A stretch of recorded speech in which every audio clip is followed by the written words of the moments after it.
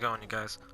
I have a slightly updated version of my Moze Wick build that makes it a whole hell of a lot better. So let's just jump into it real quick. In the purple tree, I'm no longer picking up the biofuel or the explosive fury skill. Instead, I want to use those skill points elsewhere. So I'm only getting 3 into big surplus, and that's because big surplus is big damage. It does a lot of damage. I believe it's V2. I don't really know, but that's what I've heard. And that plus fire on the Skag's Den, this equals a tremendous, insanely amount of damage. But that brings us to the blue tree. In the blue tree, it's pretty much the same as my Moze Wick build. I'm just going to be going down to get the capstone, and I'm avoiding anything that can give Iron Cub an extended duration. Instead of getting like Stainless Steel Bear or any of these, I go down and I pick up the Why Can't I Carry These Grenades.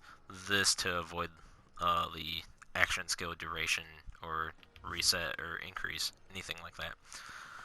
In the red tree, now in the red tree, I'm coming over here to pick up Selfless Vengeance because I've noticed while running a deathless build that you don't kill yourself with this, you don't lose any health, anything like that when you reload. Instead, you just get the gun damage, the bonus incendiary. So that's really nice. And then we're coming down to get Phalanx Doctrine. And the reason why is it's an amazing skill. Pretty much every time you kill someone, you get more gun damage and more shield for 30 seconds, and there's no stacking limit. So if you're quick on your kills, you can get a lot of damage and a lot of shield. The green tree, nothing has changed. We're still trying to regen ammo and health a little bit.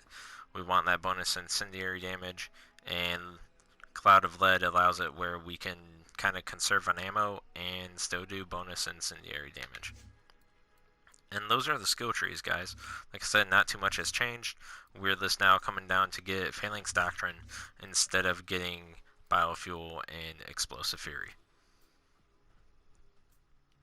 So as for the gear, you guys, we're no longer just using the Boogeyman with the URAD. We are going to be using it, but we switch out between the Plasma Coil, the Flipper, and sometimes the Tizzy. The Tizzy is actually really fun to use, but expends a lot of ammo really quickly, even on Moze.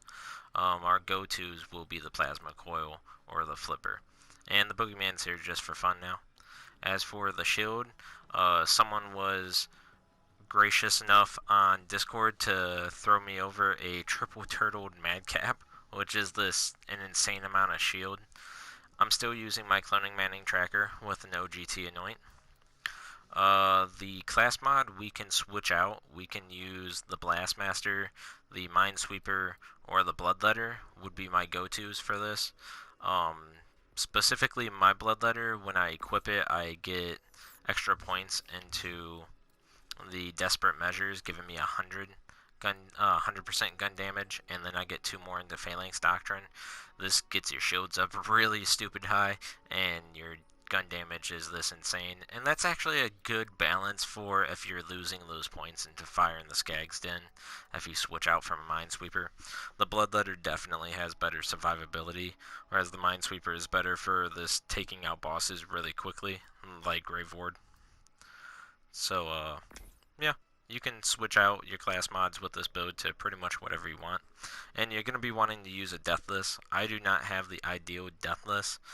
Mine has area of effect damage, and all melee attacks return a portion of damage dealt as health. So the Knife Drain, and to be honest, it could be a lot better.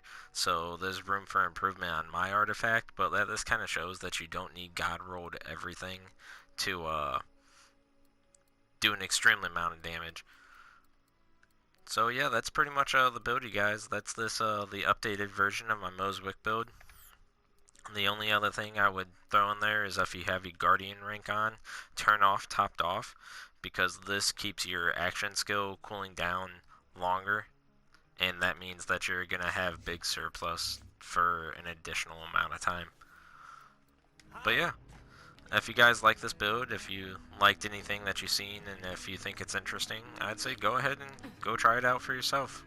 Grab some things, they don't gotta be God rolls, and just see what's up, see if you like it. does a lot of damage. And until next time, guys, take it easy and happy hunting.